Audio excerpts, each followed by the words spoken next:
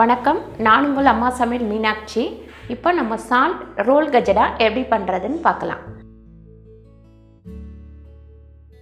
Salt role கஜடாக்கு தேவையான பொருட்கள்: மைதா 1 cup, பச்சரிசி மாவு 1 கப்பு, கோதுமை மாவு 1 கப்பு, ஜீரகம் 1 ஸ்பூன், ஓமம் 1/2 ஸ்பூன் தண்ணியில் போட்டு ஊற வச்சுருக்கேன். இந்த தண்ணியை தான் நம்ம யூஸ் பண்ண போகிறோம்.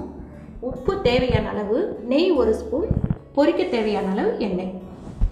இப்போ சால்ட் ரோல் கஜடாக்கு நம்ம மைதாவை போட்டுடலாம். அடுத்து இந்த அரிசி மாவு, பச்சரிசி மாவு, கொஞ்சம் மாவு இப்படி நிப்பாட்டிக்கலாம். இப்போ கோதுமை மாவு, ஜீரகம், சால்ட்டு தேவையான அளவு சால்ட்டு. இப்போ இந்த நெய்யும் நம்ம இதில் போட்டுருவோம்.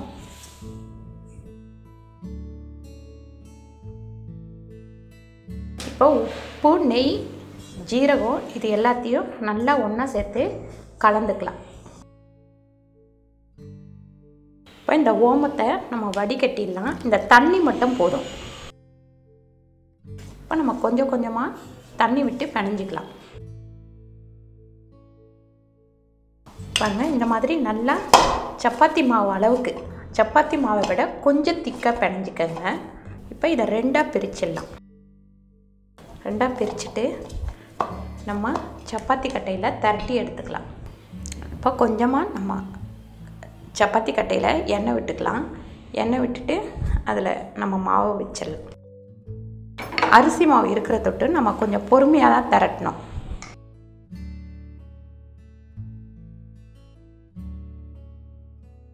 பாருங்கள், இந்த அளவுக்கு கொஞ்சம் திக்காக திரட்டிக்கங்க.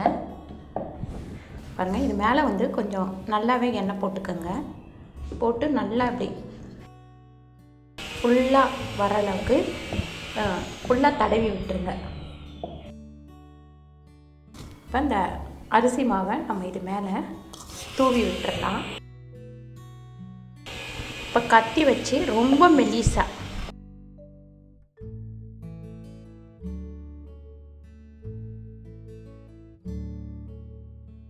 இப்படி சின்னதாக இருக்கிறத மட்டும் நல்லா இப்படி ரோல் பண்ணிக்கோங்க. ரோல் பண்ணி இதில் இப்படி அந்த முனையை இதில் அமுக்கிட்டு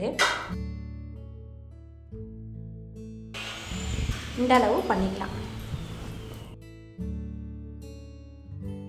இந்த மாதிரி பெருசாக இருந்ததுன்னா இப்படி பாதி மட்டும் எடுத்துக்கோங்க.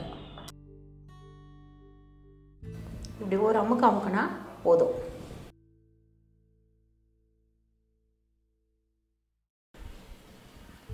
இந்த மாதிரி சின்ன சின்னதாக எல்லாத்தையும் நம்ம செஞ்சு வச்சுக்கலாம்.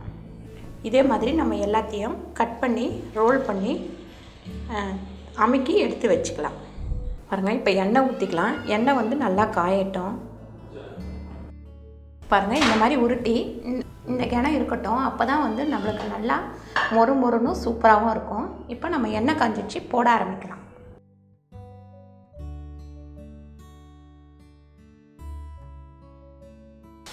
கொஞ்சம் சிம்மில் வச்சு கொஞ்சம் செவுக்க பொரித்து எடுக்கணும். நீங்கள் ஹையில் வச்சிட்டிங்கன்னா உள்ளே வேகாமல் போயிடும். அதனால் இப்போது போட்டு ஒரு 2 நிமிஷம் கழித்து சிம்மில் வச்சிடுங்க.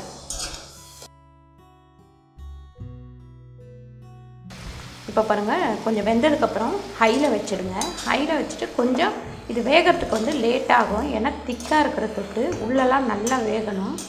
அதனால் கொஞ்ச நேரம் சிம்மில் வச்சுட்டு இப்போ மறுபடியும் நம்ம எடுக்கிறதுக்கு ஒரு 2 நிமிஷம் முன்னாடி ஹையில் வச்சிடணும்.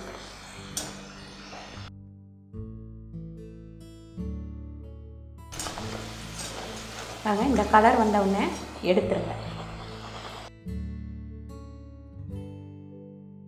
ஜீரகம் வாசனை, அந்த ஓமத்தோட தண்ணி வாசனை, இதெல்லாம் நல்லா வாசனையாக இருக்கும். சாப்பிடும்போது ரொம்ப டேஸ்ட்டாக இருக்கும். நீங்களும் வீட்டில் இதை ட்ரை பண்ணி பாருங்கள். இந்த வீடியோ உங்களுக்கு பிடிச்சிருந்தா லைக் பண்ணுங்கள், ஷேர் பண்ணுங்கள், சப்ஸ்கிரைப் பண்ணுங்கள், ஃபேஸ்புக்கில் ஷேர் பண்ணுங்கள். நன்றி, வணக்கம்.